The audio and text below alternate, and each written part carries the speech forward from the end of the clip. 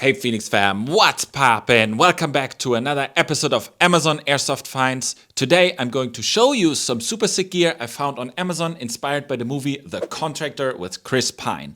If you're into tactical gear and want to take some inspiration or recreate some of the film's loadouts for your own games, this video is for you. I'm Phoenix Feather, an airsoft player from Germany. On this channel I make gameplay videos and gear reviews. Occasionally I like to find gear from movies and show roundups of my Amazon finds. Prime Day is coming up next week, and because we can all afford to save a buck, I thought we could look at what kind of cool accessories for airsoft are on Amazon Prime. It's been a while since I did one of these videos and you guys always seem to love them, so I found a cool batch of new tactical things to show you. Since I started playing airsoft, I've slowly accumulated a lot of gear. A surprising amount of it is actually from Amazon, and some of my favorite items, like my airframe helmet right here, are primed. Who doesn't love shopping, I guess? I personally have to chill a little bit because I love ordering things on Prime. For my airsoft beginners out there, Amazon can be a great place to get your first loadout and gear, but be cautious. While there's a lot of good stuff, there's also a ton of junk. Things that are made poorly can break, fall apart, or leave you high and dry when you need them the most. If you're a cosplayer, it doesn't really matter, but this gear and equipment we're talking about today is for actual gameplay, and we need it to function as originally intended. When shopping online, you need to be really careful in the beginning, so take these tips and tricks and let my experience help you find, I guess, the good stuff. Today we're gonna talk about the gear used by the main characters in the movie The Contractor. This video was actually requested in the comments of one of my videos, so if there's another movie with cool gear that you think I should take a look at, please write it in the comments below. The scene in particular that we're talking about is the famous lab raid scene. Everything I'm going to talk about in this video is linked below. The links are affiliate, so if you like this video, a click helps me out and supports the channel. So let's just have a quick look at The Contractor. So they're getting ready for the raid, jumping out of the car, and you can already see it's kind of bright for the night vision, but obviously the camera has to be able to capture them, and it looks already super tactical. I love their gear. We're gonna go over here the whole loadout, but yeah, it just looks right from the get-go absolutely badass, good movement. And yeah, this is everything I want to see in a tactical military movie. Chris Pine's character's Sergeant First Class James Harper starts to work as a private military contractor for his buddy Mike. He tells the team that they have been given permission to raid Salem's laboratory and retrieve all of the research data and then dispose of Salem. This is kind of a war crime because, I guess, movie. This is where this amazing scene starts. They're all wearing Team Wendy Exfil LTP helmets. This is a very high quality bump helmet, and there are not really many replicas out there. I've seen people comment that this is kind of unrealistic because they are not ballistic helmets, but in real life and in movies this actually happens a lot. The helmet is just a tool to mount night vision and helmet lights or other accessories onto your head, so you don't really looking for ballistic protection, but to have something to mount stuff to and carrying it without the help of your hands. Night vision goggles actually are fake GPNVG night vision goggles. How can I tell? Well, you can kind of tell by the lenses. Real night vision lenses actually have a very distinct blue reflection when the light catches it. The night vision they're using is very dark, and every scene you can't see any like glass reflection. So these are probably made by FMA. Try to see if the camera can pick this up. And if you look closely exactly at these scenes that are running right now, you can see the actors trying to look past the goggles with their eyes to see where they're actually going. When they stack up at the store, you could totally tell. The night vision goggles are mounted with an L4 G24 dovetail mount. They look like this, and this is a device that accepts different kind of dovetail mounts. For example, this one is one too, so I have it mounted like this, and they actually have many replicas of this on Amazon, and they usually work very well. This is a replica too. This is a real one because, yeah, it kind of has the real thing on it. So if we look on Amazon, we have here the Impex LTP military pattern bump helmet. It's currently unavailable, but it's a repro of the Team Wendy. And then I found also a different one that looks like this. It's also like kind of going in the direction by Emerson Gear, which was actually one of my first helmets I had, was from Emerson Gear. That is actually actually the real thing, which is the Exfil LTP, and it's quite expensive for a bump helmet, but it is the real deal, and it's very nice and comfortable to wear on your helmet. And then we have here the mounting device you can use for then the GPNVGs by FMA. They look like this, and they definitely, I think they have exactly this version in the movie. When you look at it closely, it's very, very clear that those are repro items and not real ones. They are all using helmet lights from Princeton Tech, and they're called the Charge Pro. Additionally, some helmets have normal flashlights attached as well. It is really popular at the moment to create like an umbrella light where the flashlight is pointed to the ceiling to create like light indoors while running night vision. Very popular right now. Don't know why, but I guess it's very good for very dark interior places where there's not a lot of light available. I found a version on Amazon, which is exactly a repro of this little helmet light. And I actually bought this a couple days ago, and it's on its way for maybe my new helmet build. Let's see, but I need one. Here are some helmet flashlights. They're just like super generic. They can be attached with a Velcro or onto the arc rails. And then I found another one that is like this, that attaches directly to the arc rail, and it's like a little thing you can also clip out and use as a everyday carry. For IR identification, they use a Hellstar light on top of the helmet.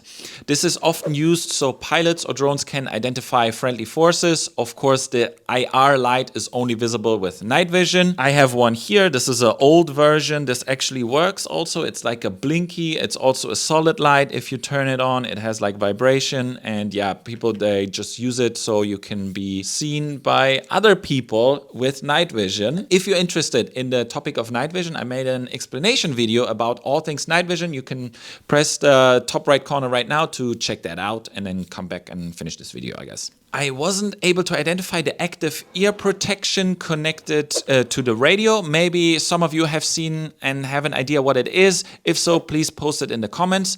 But they are wearing it under the helmet instead of attached it to the helmet wears, which is also an option. I really like the all black look though. Usually I run Ear Pro here as well. I have it mounted to these things that are like attached to the arc rails.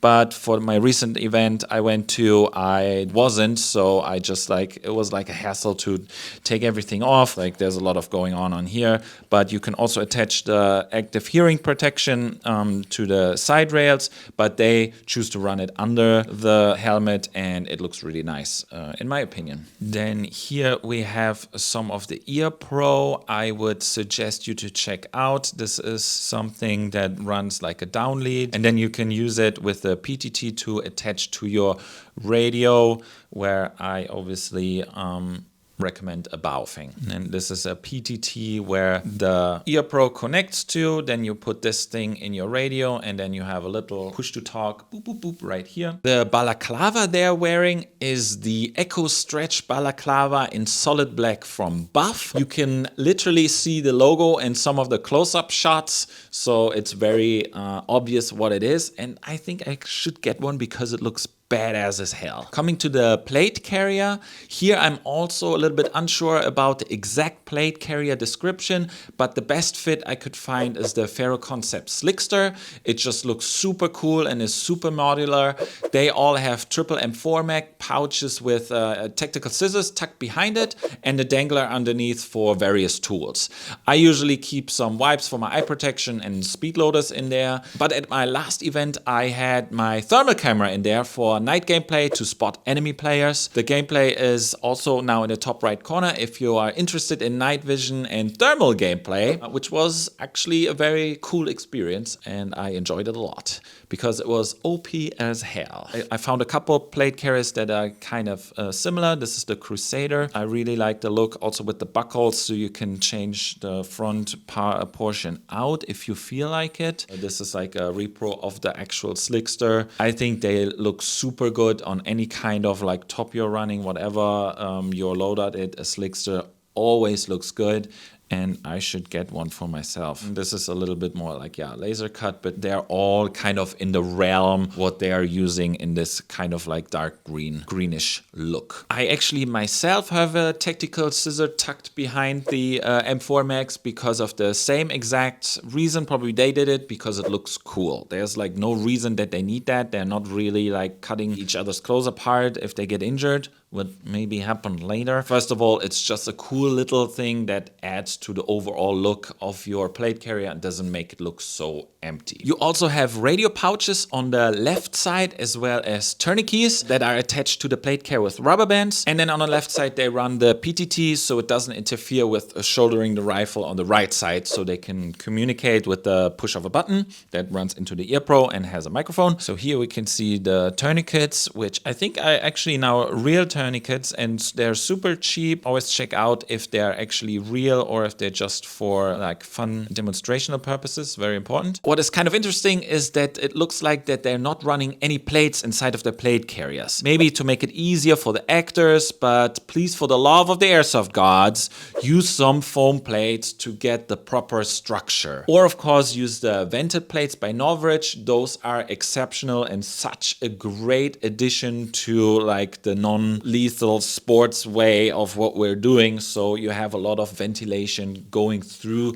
your plate carrier. But yeah, plate carrier empty just for holding up like stuff and your magazines, it just looks I don't like it at all. It's like, yeah, the airsoft gods will not like you at the end of the day if you do that. Even your mom, who's gonna pick you up in the end, is gonna cringe. Here I found some really easy foam plates on Amazon. Just use those, like $15, and it's gonna look and shape up your whole thing a lot better. A little pro tip from my plate carrier setup video is in the front I actually have a plate that you can fill up with water and then drink it during the game. This helps not only to give it a proper structure, but also weigh down the front of the plate carrier a little bit. If I'm running air tank in the back for my HPA, it kind of balances out a little bit. And then a tip for the summer, you can take this water plate and actually throw it in the freezer the day before you go to a game. And then when you go to a game, you have like frozen stuff in the front, it cools you down. And then with the day, obviously the ice melts and you can drink cold ice.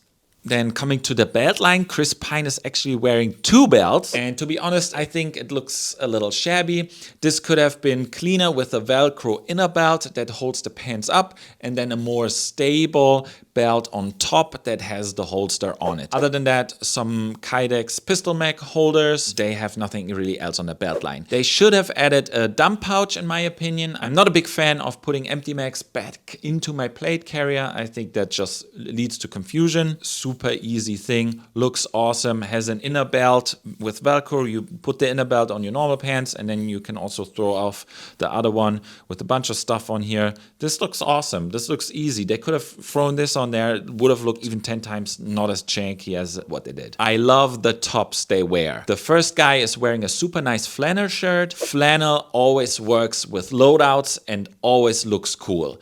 And that's what we're here for in the end of the day. Chris Pine wears a long sleeve active shirt. I like to wear them too. In real life and in an airsoft. I wore one at my last event I went to. Mine has like a real tree like camouflage printed on, and it was a random thing from Bass Pro Shop I picked up for $50. It was great. I was comfortable and protected from the sun for the entire event. They feel really nice when you sweat a lot actually. Here's a super nice flannel shirt I found. I kind of like the colors which they had in the movie as well. And I'm actually gonna put this on my wish list because I actually want this. And maybe I should actually do a contractor loadout. That would actually be pretty cool. I didn't do this in a long time, to be honest. And it could be something. The third guy is wearing a soft shell jacket, which also looks really nice. And a nice detail here is that he wears his belt over the jacket, so he has direct access to his backup and magazines. His dangler has what I think is a blowout IFAK pouch, a first aid kit that can be pulled out in an emergency. What really pulls this loadout together, in my opinion, is that they are just wearing jeans. Kind of skinny cut, but it looks great. Sometimes simple, in my opinion, is better. And I often see myself in my $40 tactical pants instead of my very expensive Cry AOR1 pants with knee pads. You can't go wrong with a pair of Levis. And in this case, I think they are wearing skinny tactical jeans, something. It just looks nice and crispy. Like something like this, like kind of tactical pants looking, very neutral gray color, super easy. It just looks nice with a very well curated loadout. Can't deny it, and like for this price, I kind of need them. Girlfriend's gonna kill me. James Harper is wearing Adidas Men's Terex AX4 Gore-Tex hiking boots. This is cool to see because I wore the low-cut sneaker version for a very, very long time. These are very comfortable, and the German GSG9 actually wears Adidas shoes. Recently though, I have switched to Salomon trail running shoes. They just work for me a little better and my kind of play style I do, and I think they're cooler and more gorp. We say Adidas in German. This is like kind of the version I wore. I had them in brown though. Can't recommend these kind of shoes enough. Super nice. I wore them until they fell apart. To collect the Intel laptop and documents, they are wearing generic tactical backpacks in black. Again, simple and good looking. I had one of these in sand color for years that I used for college to carry all my stuff in it. Very easy and cheap addition to this loadout to feel that it comes together a little bit, yeah, that they have stuff in there. Yeah, it looks like they have stuff in there. Well, what's in there? Like, we don't know, but they put a bunch of stuff in there and then it's fine, you know. It's just, it makes it looks more cohesive also with them three together. If you just put an Amazon tactical backpack, you find it instantly. They have a bunch of like molly attachments, so some of them have some outer pouches on it as well. It's actually cool to have a dedicated bag for your airsoft stuff. Maybe that's something you can get and leave at the respawn. For example, you put water in there, BBs in there, maybe a spare battery, and you have that at respawn. It's not something you wear all the time, because running around on the field with an additional backpack, not my style, maybe it's yours. If you're interested in what primaries they run, they are Heckler & Koch MR223A3, a commercial version of the Heckler & Koch HK416A5, limited to semi-automatic, which is similar to what we have here in Germany with semi-only above 0.5 joules. Yes, I'm crying, and yes, it's annoying. It's kind of cool that they keep this detail, that they are not like available, that they can't just get HK416s, which makes sense. I highly recommend getting some gloves with knuckle protection, because if you're in CQB and you're getting a BB on your knuckle, it really hurts, and it kind of hurts for a long time. And I had it like once, like for a month. It was like very weird and painful. So I recommend these ones that are knuckle protected. Another little detail with the replicas, they're all running 1-point slings, which is like kind of, yeah, okay-ish, I guess, for what they're doing. They just need maybe something that their replica doesn't fly off of their person if they're in CQB. But for a longer game, I would never recommend a 1-point sling. I don't like them at all. I absolutely always go for a 2-point sling. They're just so much more comfortable. But what you can do, and there's also versions of this available at Amazon, is they have ones where you can switch between 1-point sling and make it a 2-point sling. This is designed by Magpul originally, I think. And I have that as well, and this works great. This is cool. If you don't want to lose your replica, you can use a 1-point sling.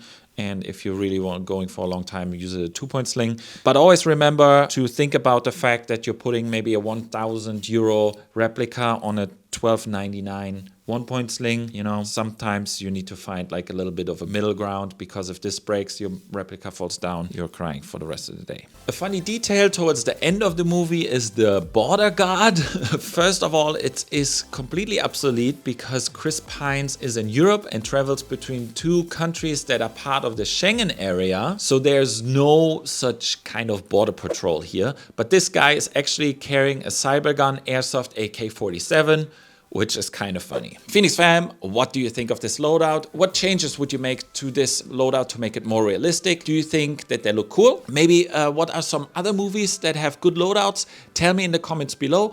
I personally think that they look super badass, and the only more badass person is maybe John Wick or James Bond. Maybe sometimes we should do a whole ranking of cool ass, kick ass movies and their loadouts.